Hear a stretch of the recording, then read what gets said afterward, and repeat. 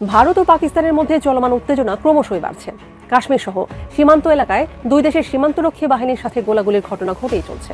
দুই দেশের এই অস্থিরতার পেছনে ভারতকেই দায়ী করছে পাকিস্তান, আর পাকিস্তানকে দায়ী করে ব্যবস্থা নেওয়ার কথা জানিয়েছে ভারত। এমন অবস্থায় কোন দিকে যাচ্ছে দুই দেশের এই উত্তেজনা? ভারত আস্তে আস্তে সীমান্তে প্রচুর সেনা জড়ো করছে এবং সেখানে মোটামুটি অনেক সেনা, ডয়চে ভেলের বক্তব্য হচ্ছে ব্যাপক মুভমেন্ট হচ্ছে, এমনকি অনেক সেনা মোতায়েন করেছে বা জড়ো করেছে। অপরদিকে আপনার মার্কিন গণমাধ্যম নিউ ইয়র্ক টাইমস বলছে যে ভারত পাকিস্তানের বিরুদ্ধে সামরিক পদক্ষেপের প্রস্তুতি মোটামুটি কমপ্লিট করেছে। কাশ্মীরে হামলার জবাব দিতে সশস্ত্র বাহিনীকে পূর্ণ স্বাধীনতা দিয়েছেন ভারতের প্রধানমন্ত্রী নরেন্দ্র মোদী। অন্যদিকে গোয়েন্দা তথ্যের বরাতে পাকিস্তান বলছে 36 ঘন্টার মধ্যে ইসলামাবাদে হামলা চালাতে পারে দিল্লি। বিশ্ব নেতাদের অনুরোধের পরও পাকিস্তান এবং ভারতের মধ্যে উত্তেজনা কিন্তু কমেনি। সর্বশেষ খবর হচ্ছে যে পাকিস্তানের তথ্যমন্ত্রী জানিয়েছেন 36 ঘন্টার মধ্যে পাকিস্তানে ভারতে হামলার পরিকল্পনার গোয়েন্দা তথ্য তাদের কাছে আছে। সীমান্ত উত্তেজনায় আতঙ্কিত ভারতীয়রা এবার চাতক পাখির মতো যেন তাকিয়ে আছে পাকিস্তানের দিকে। পাকিস্তানের হামলার আশঙ্কায় মাটির নিচে আশ্রয় খুঁজছেন ভারতীয়রা, হন্যে হয়ে ছুটছেন বাংকারে। অন্ধকার আকাশে যারা ঘনিয়ে আসছে যুদ্ধের ছায়া। শেষ পর্যন্ত কি যুদ্ধে জড়িয়ে যাচ্ছে এই দুই পরমাণু শক্তিধর দেশ? হামলা পাল্টা হামলা চলতে থাকলে কি ঘটতে যাচ্ছে দক্ষিণ এশিয়ার ভাগ্যে? এমন হাজারো প্রশ্ন এখন জনমনে। ভারত পাকিস্তান ক্রমবর্ধমান উত্তেজনার উদ্বেগ প্রকাশ করেছেন জাতিসংঘ মহাসচিব অ্যান্টোনিও গুতেরেস। দেশ এবং প্রবাস যে যেখান থেকে এই ভিডিওটি দেখছেন সকলকে জানাচ্ছি স্বাগতম। আসসালামু আলাইকুম প্রিয় দর্শক বন্ধুরা, নতুন একটা ভিডিওতে জানাচ্ছি আপনাদের স্বাগতম। এইমাত্র পাওয়া তাজা এবং গরম খবর। আজকের এই ভিডিওটি কেমন হতে চলেছে, কতটা গুরুত্বপূর্ণ ভিডিওর অংশ বেশি দেখে আপনারা ইতিমধ্যে বুঝেই গেছেন। আমি আশা রাখবো সম্পূর্ণ ভিডিওটি দেখবেন, একটু স্কিপ করবেন না। সম্পূর্ণ ভিডিওটি দেখলে অনেক কিছু জানতে পারবেন এবং বুঝতে পারবেন। সেই সাথে কে কোথা থেকে এই ভিডিওটি দেখছেন অবশ্যই কমেন্ট সেকশনে বলে যাবেন। আমি আর বেশি কথা বাড়াবো না, আপনারা বিস্তারিত ভিডিওতে নিয়ে যাবো। তার আগে একটা রিকোয়েস্ট করবো আপনাদের কাছে, যারা এরকম ভিডিও দেখতে পছন্দ করেন চ্যানেল সাবস্ক্রাইব করে দিয়ে পাশে থাকা বেল আইকনটি বাজিয়ে রাখবেন। চলুন প্রিয় দর্শক বন্ধুরা, এই ভিডিওতে লাইক করে দিয়ে আমরা বিস্তারিত ভিডিওগুলো মোবাইলের স্ক্রিন থেকে ধারাবাহিকভাবে একের পর এক দেখে আসি। ভারত ও পাকিস্তানের মধ্যে চলমান উত্তেজনা ক্রমশই বাড়ছে। কাশ্মীর সহ সীমান্ত এলাকায় দুই দেশের সীমান্তরক্ষী বাহিনীর সাথে গোলাগুলির ঘটনা ঘটেই চলছে। দুই দেশের এই অস্থিরতার পেছনে ভারতকেই দায়ী করছে পাকিস্তান, আর পাকিস্তানকে দায়ী করে ব্যবস্থা নেওয়ার কথা জানিয়েছে ভারত। এমন অবস্থায় কোন দিকে যাচ্ছে দুই দেশের এই উত্তেজনা? মোহাম্মদ সোহাগ বিশ্বাসের রিপোর্টে বিস্তারিত।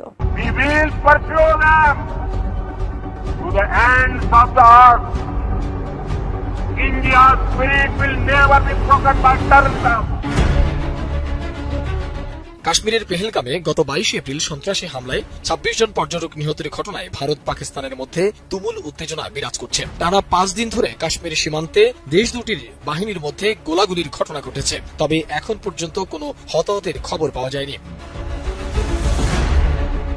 জার্মান সংবাদ মাধ্যম ডয়েচে ভেলের এক প্রতিবেদনে বলা হয়েছে, গত বৃহস্পতিবার থেকে প্রতি রাতেই কাশ্মীর সীমান্তে ভারত পাকিস্তানের সেনাবাহিনীর মধ্যে গোলাগুলি চলছে।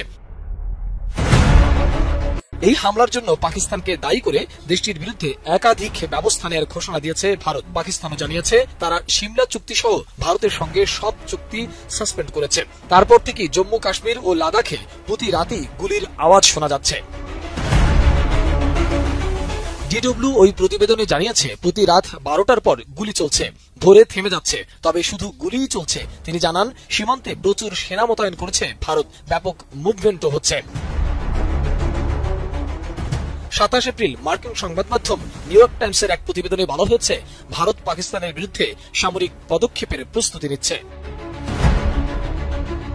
প্রতিবেদনে আরো বলা হয়েছে হামলার পরপরই ভারতের প্রধানমন্ত্রী নরেন্দ্র মোদী 1 ডজনের বেশি দেশের সঙ্গে টেলিফোনে কথা বলেছেন। পাশাপাশি নয়াদিল্লিতে অবস্থিত 100টিরও বেশি কূটনৈতিক মিশনের প্রতিনিধিদের ভারতের পররাষ্ট্র মন্ত্রণালয়ে ডেকে নেওয়া হয়েছে।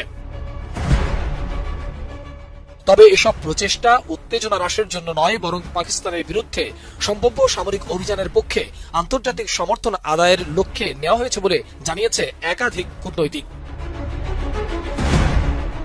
এর আগে এক ভাষণে মোদীর সন্ত্রাসী আস্তানাগুলো ধ্বংস এবং কঠোর শাস্তি দেওয়ার ঘোষণা দেন, যদিও সরাসরি পাকিস্তানের নাম উল্লেখ করেননি তিনি।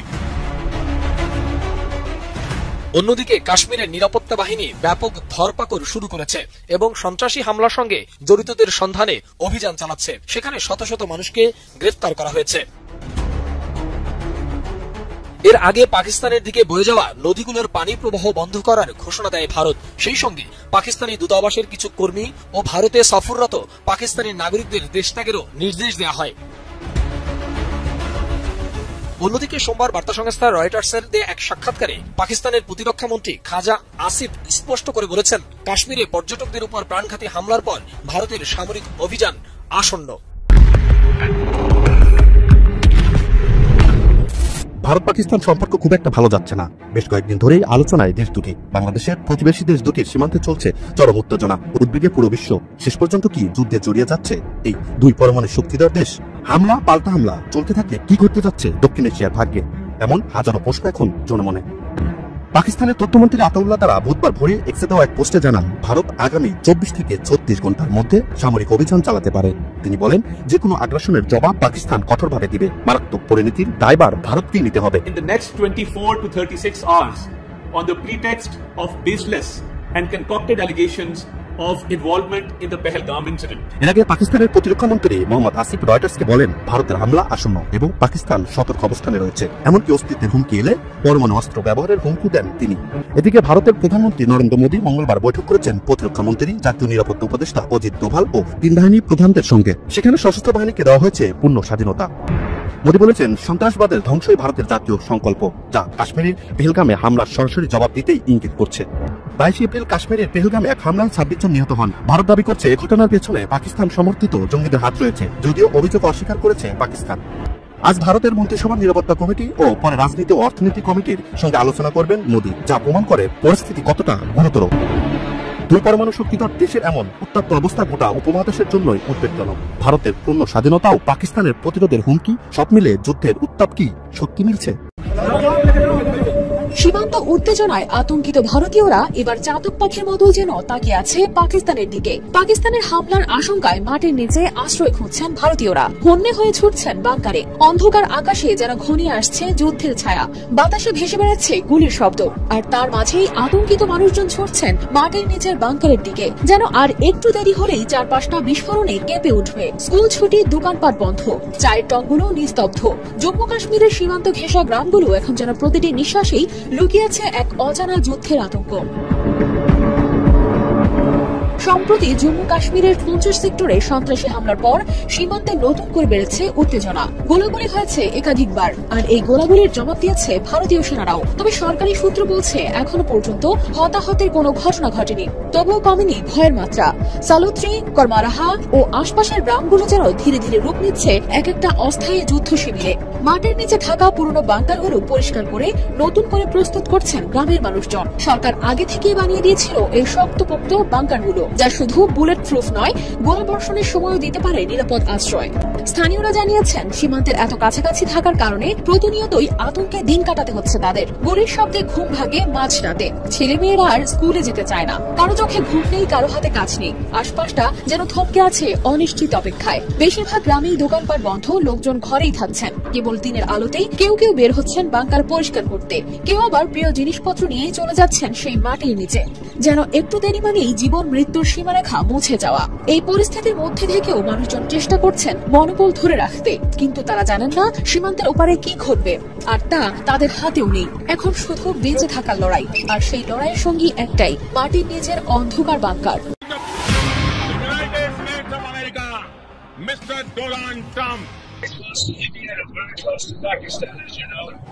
ভারত নিয়ন্ত্রিত কাশ্মীরের পেহেলগামে বন্দুকধারীদের হামলায় প্রাণহানির ঘটনার পর পারমাণবিক অস্ত্রধারী দুই প্রতিবেশী ভারত এবং পাকিস্তানের মাঝে চরম উত্তেজনা বিরাজ করছে। এমন পরিস্থিতিতে হুমকি এবং পাল্টা হুমকি চলছে দুই দেশের মাঝে। ইতিমধ্যে পাকিস্তানের প্রতিরক্ষা মন্ত্রী খাজা আসিফ সতর্ক করে দিয়ে বলেছেন, ভারত যদি উত্তেজনা ছড়ায় তাহলে পাকিস্তানকে কেউ থামাতে পারবে না।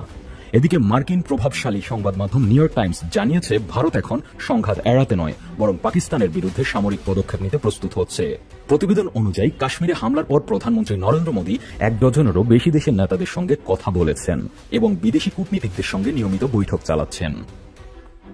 এছাড়া পাকিস্তানে অবস্থানরত রুশ নাগরিকদের জন্য বিশেষ সতর্কবার্তা জারি করেছে ক্রেমলিন।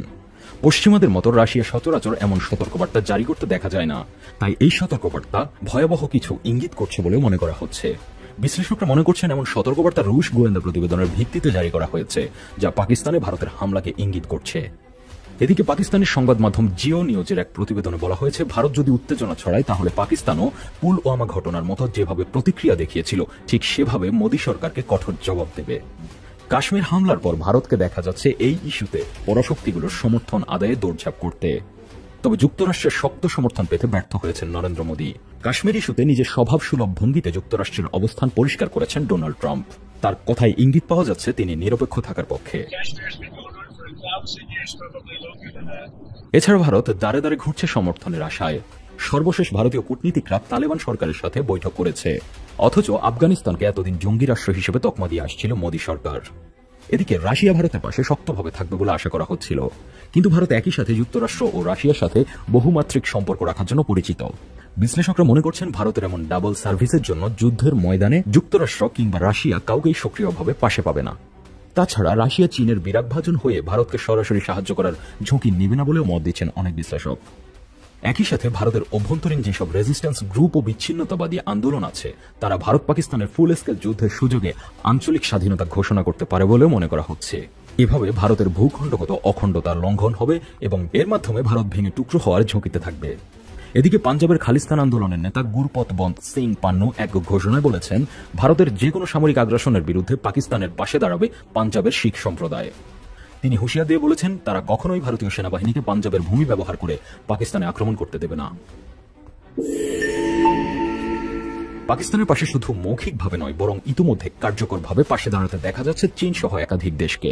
যুক্তরাষ্ট্র যেখানে নিরপেক্ষতার কথা বলছে সেখানে চীন সর্বশক্তি দিয়ে মিত্র পাকিস্তানের পাশে দাঁড়িয়েছে। পেহেলগামে সন্ত্রাসী হামলার প্রেক্ষাপটে পাকিস্তানকে সমর্থনের বার্তা দিয়েছে বেইজিং। এদিকে টাইমস অফ ইন্ডিয়ার এক প্রতিবেদনে দাবি করা হয়েছে, পাকিস্তানকে ব্যাকআপ দিচ্ছে চীন। তারা পাকিস্তানকে অত্যাধুনিক PL-15 দূরপাল্লার আকাশ থেকে আকাশে হামলার মিসাইল সরবরাহ করেছে। এই মিসাইল চীনের বিমান বাহিনীর অন্যতম প্রধান অস্ত্র হিসেবে পরিচিত। বিশ্লেষকরা বলছেন, পাকিস্তানের পাঠানো PL-15 মিসাইল সহজেই ভারতের রাফায়েল যুদ্ধ বিমানকে ভূপাতিত করতে সক্ষম। এদিকে তুরস্কের প্রেসিডেন্ট রিসেপ তাইব এরদোয়ান বলেছেন, পাকিস্তানের জনগণের প্রতি তারা সমর্থন ব্যক্ত করছে।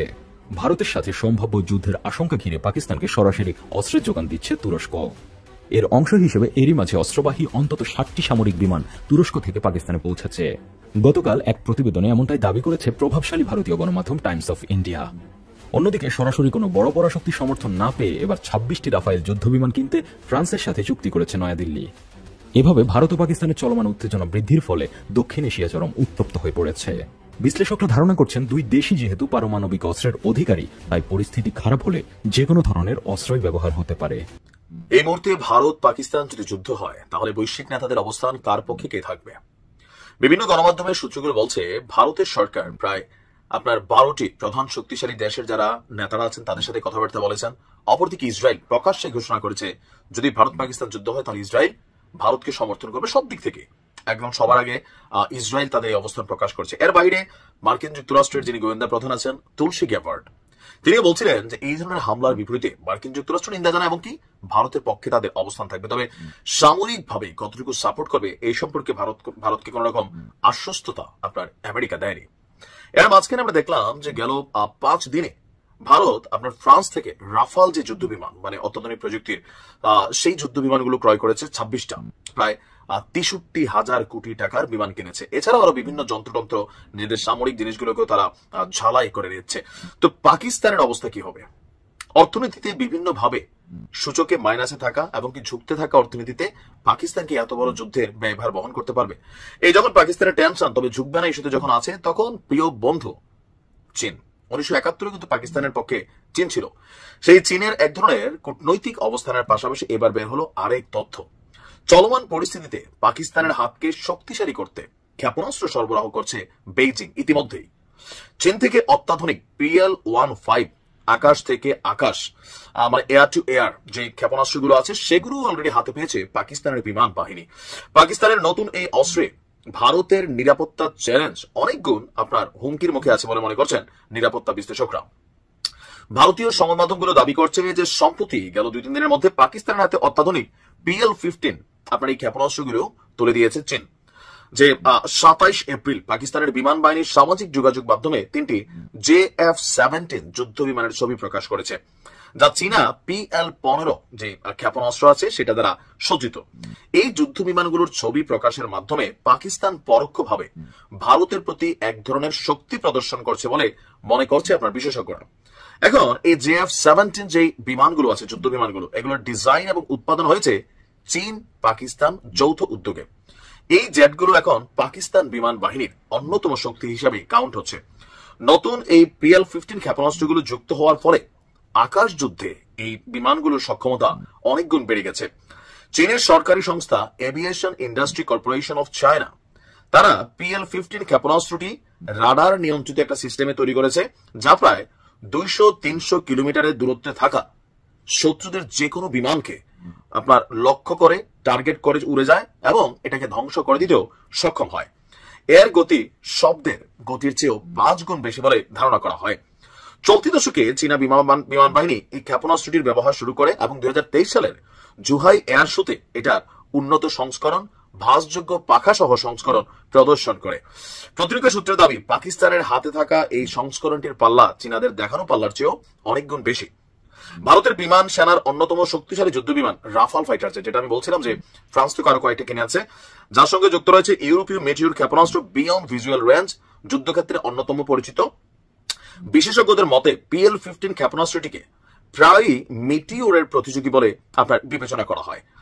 সামরিক কর্মকর্তাদের মতে এই উন্নত ক্ষেপণাস্ত্র পাকিস্তানের হাতে তুলে দেওয়ার ঘটনা প্রমাণ করে যে চীন সংঘাতময় পরিস্থিতিকে ব্যবহার করে কৌশলগতভাবে ইসলামাবাদকে সহযোগিতা করছে। আবার নিরাপত্তা বিশ্লেষক এবং যুদ্ধের সম্পর্কে যারা বিশ্লেষণ করেন তাদের বক্তব্য, পাকিস্তান আকাশ যুদ্ধে ভারতকে চ্যালেঞ্জ করার সক্ষমতা রয়েছে। এই পরিস্থিতিতে ভারত নিজস্ব আকাশ প্রতিরক্ষা ব্যবস্থা আরো জোরদার করছে এবং পশ্চিমা মিত্রদের সাথেও কমিউনিকেট করছে কিভাবে চীনাদের এই PL-15 থেকে নিজেদের যুদ্ধ বিমানগুলোকে রক্ষা করা যায়। এটা মানে ধরেন ভূমিতে মারা টানার জন্য না, যুদ্ধ বিমান খাওয়ার জন্য হচ্ছে PL-15। তো পাকিস্তানের কৌশলটা হচ্ছে যেটা মনে হচ্ছে যে আমাদের বিমান কেনার থেকে আমরা ক্ষেপণাস্ত্র কিনি, যেটা দিয়ে আস্তে আস্তে বিমান উড়ে দিব। যুদ্ধ তার মানে নিশ্চিত হতে যাচ্ছে, শুধুমাত্র সময়ের অপেক্ষা। তবে এটা বাংলাদেশের জন্য খুব ভালো সংবাদ। ভারত বাংলাদেশ সীমান্তে, আমাদের অংশে অর্থাৎ আমাদের সীমান্তে এমন কিছু ঘটনা ঘটছে যা কিনা আশা জাগানিয়া।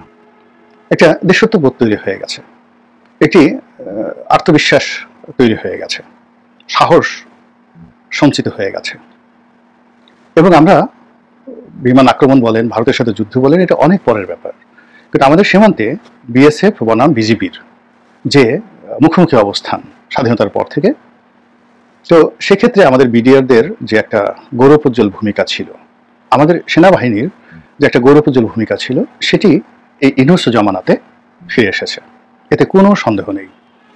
এজন্য আপনি বর্তমান যারা বিজিবির কর্মকর্তা রয়েছেন তাদেরকে দায়ী করতে পারেন, বর্তমানে যিনি রয়েছেন সেনাপ্রধান জেনারেল ওয়াকারুজ্জামান তাকে দায়ী করতে পারেন, বর্তমানে যিনি প্রধান উপদেষ্টা রয়েছেন তাকে ধন্যবাদ দিতে পারেন, তার সঙ্গে সঙ্গে অন্যান্য যারা রয়েছেন তার সহকর্মী ধন্যবাদ দিতে পারেন, এবং এটা আমাদের দিতেই হবে। এর কারণ হলো আওয়ামী লীগ জামানাতে দুটো ঘটনা। একটা হলো পিলখানা হত্যাকাণ্ড, এটি আমাদের 18 কোটি মানুষকে কাঁদিয়েছে, আমাদের ব্যাকবোন ভেঙে দিয়েছে। বিডিআরের সঙ্গে পিলখানার সঙ্গে আমার আত্মিক সম্পর্ক। আমি যখন ঢাকা কলেজে পড়ি ইন্টারমিডিয়েট, তখন প্রায় 1 বছর আমি ওই পিলখানার ভিতরে ছিলাম। আমার ফুপা চাকরি করতেন, তার বাসায় দীর্ঘদিন ছিলাম। তো সেই সুবাদে সেখানের ডিজি থেকে শুরু করে কর্মকর্তা, সাধারণ সৈনিক, অসংখ্য মানুষের সঙ্গে আমার সম্পর্ক ছিল। খেলাধুলা করেছি, বন্ধুবান্ধব, অসংখ্য বন্ধুবান্ধব বিডিআরের মধ্যে ছিল। এবং তখন বিডিআরের ভেতরের যে পরিবেশ, পিলখানার যে পরিবেশ, অত সুন্দর পরিবেশ ঢাকার ক্যান্টনমেন্টও ছিল না, অন্য কোনো ক্যান্টনমেন্টও ছিল না।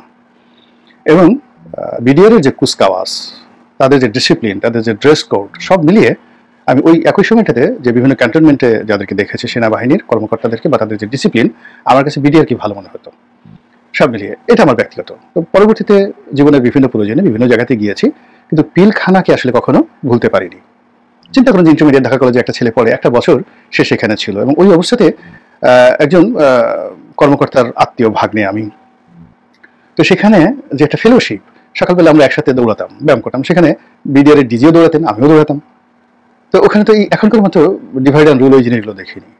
আবার সৈনিকদের সঙ্গে সম্পর্ক, তাদের ম্যাচে চলে যেতাম, তাদের সে বসে বসে গল্প করতাম। আবার ইয়াং হিসেবে অফিসার্স ম্যাচে চলে যেতাম, ওখানে যারা থাকতেন মেজর, ক্যাপ্টেন, লেফটেন্যান্ট কর্নেল, তাদের অনেকের সঙ্গে বন্ধুত্ব হয়ে গেল। তো ঘন্টার পর ঘন্টা সেখানে আড্ডা মারতাম, তারা খাওয়াতেন, দাওয়াতেন। আবার কয়েকজন অফিসার যারা ওই অফিসার্স মেসে থাকতেন না, তারা আলাদা সিঙ্গেল বাসায় থাকতেন, 2 রুমের বাসাগুলোতে থাকতেন। সেখানেও আমি তাদের অনেকের সঙ্গে দেখা সাক্ষাৎ করেছি। ফলে এদেরকে নিয়ে আমার একটা ভীষণ রকম আবেগ কাজ করেছে। পরবর্তীতে আমার যে বাসাটা ধানমন্ডির একেবারে বিডিআর লেকের পাড়ে, তো যখন বিডিআর মিউটিনিটা হলো তখন আমি যেটা দেখেছি নিজের চোখে, এবং ওই সময়টাতে প্রধানমন্ত্রীর কার্যালয়ে যেদিন এই ঘটনা ঘটল আমি সকাল 11টা থেকে একেবারে বিকাল 4টা পর্যন্ত ছিলাম। ফলে অনেক কিছু আমি দেখেছি, যার জন্য আমার বুকটা কিন্তু ভেঙে গেছে। এবং পরবর্তীতে নতুন বিজিবি হয়েছে, নতুন পোশাক হয়েছে, এবং আওয়ামী জমানাতে যেভাবে আমাদের এই বাহিনীটি অপমানিত হয়েছে, লাঞ্ছিত হয়েছে, এটা আমি কখনোই মেনে নিতে পারিনি।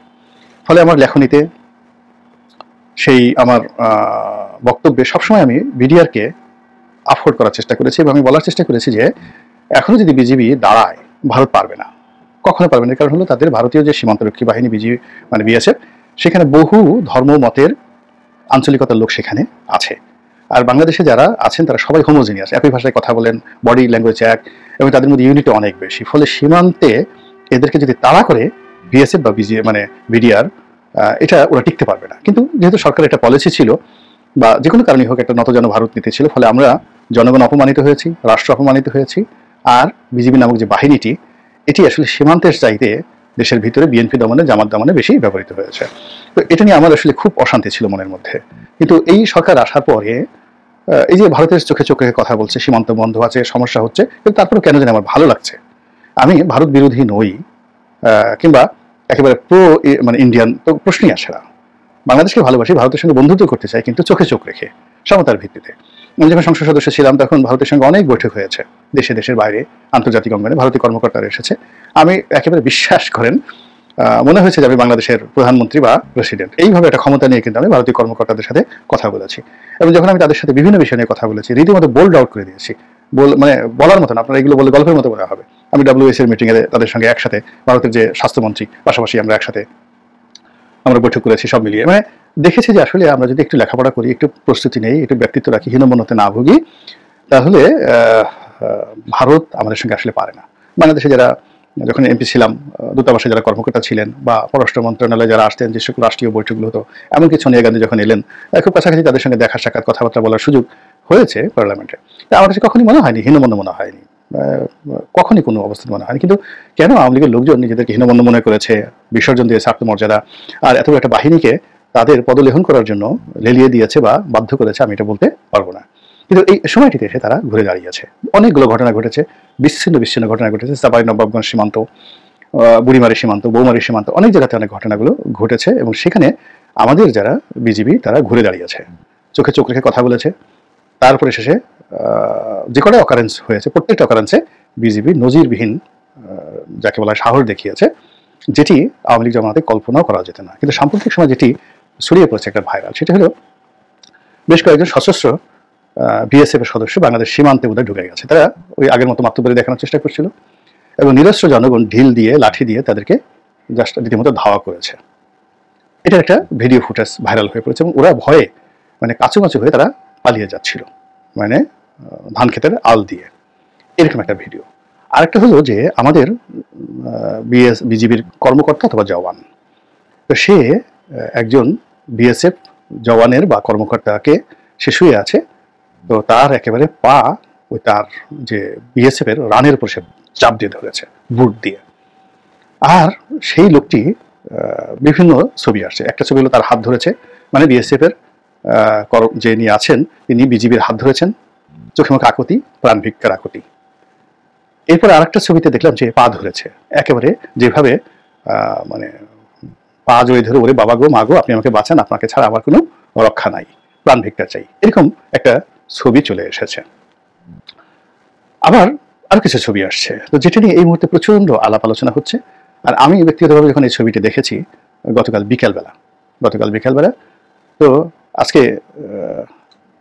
এপ্রিল মাসের 30 তারিখ এই ভিডিওটি করছি, আমি 29 তারিখ বিকালবেলা এই ভিডিওটা প্রথম দেখে বিশ্বাস করেন আমার মন ভালো হয়ে গেছে দৃশ্য দেখে। আমাদের দেশের জওয়ানরা এই সাহসটা তারা দেখিয়েছে, বা এই সফলতা তারা দেখিয়েছে, এবং আমাদের দেশের যে বীর জনতা সীমান্তে যে বীরত্ব দেখাচ্ছে, এটা দেখে আমার খুব ভালো লাগছে। যে এই যে আমাদের দেশের অনেকগুলো মানুষ যারা এই চিকেন নেক নিয়ে কথাবার্তা বলছে, এই ফেনী নদী অতিক্রম করে বাংলাদেশ দখল করে বললো, চিটাগং বিচ্ছিন্ন করে ফেলবে। একজন লোক যে ময়ূক রঞ্জন চক্রবর্তী আছেন, তিনি সেখান থেকে যেভাবে মানে লাফালাফি করেন, লম্ফঝম্প করেন, দেখে মনে হয় যেন আজই বাংলা দখল করে ফেলবে। এবং বাংলা দখল করার জন্য তাদের আসলে কোনো সেনাবাহিনী লাগবে না, জাস্ট একটা ছোট পিঁপড়াকে যেভাবে টিপ দেয় ওইভাবে যদি কলকাতার কোনো একজন সাধারণ ঝাড়ুদারও এটা টিপ মারে, অমনি আমাদের যে সমস্ত সামরিক শক্তি নিভে যাবে। এরকম তার একটা ভাবসাব। তো এই সকল কথার নোংরা কথার জবাবও দেওয়া যায় না, আবার এগুলো সহ্য করা যায় না। এবং এই ভদ্রলোকের কথাবার্তা শুনে আমাদের দেশে অনেক লোক বিরক্ত, রাজনৈতিক অঙ্গনের লোক বিরক্ত, সবাই বিরক্ত। তো এই যে দৃশ্যটি, এই দৃশ্যটি দেখে আমার এত ভালো লাগছে যে মনে হচ্ছে যে ওই ময়ূক রঞ্জন নামক যে লোকটি বা তার মতো অন্যান্য যারা আছেন, যারা বাংলাদেশকে খুবই ছোট মনে করেন, হীনমন্য মনে করেন, তাদের জন্য এটা একটা চপেটাঘাত। আমি এই ঘটনার জন্য বীর বাঙালিকে ধন্যবাদ জানাচ্ছি। যে বিএসএফ এর কর্মকর্তারা ওখানে ছিলেন, যে প্ল্যাটুন কমান্ডার সেখানে ছিলেন, যে ব্যাটালিয়ন কমান্ডার সেখানে আছেন। আপনারা তো জানেন যে একটা প্ল্যাটুনের অংশে তারা কাজ করে এবং সেটা একটা ব্যাটালিয়ন কমান্ডার সেখানে থাকেন, তারপরে সেখানে কোর কমান্ডার আছেন। তো সবাই মিলে তো একটা টিম ওয়ার্ক।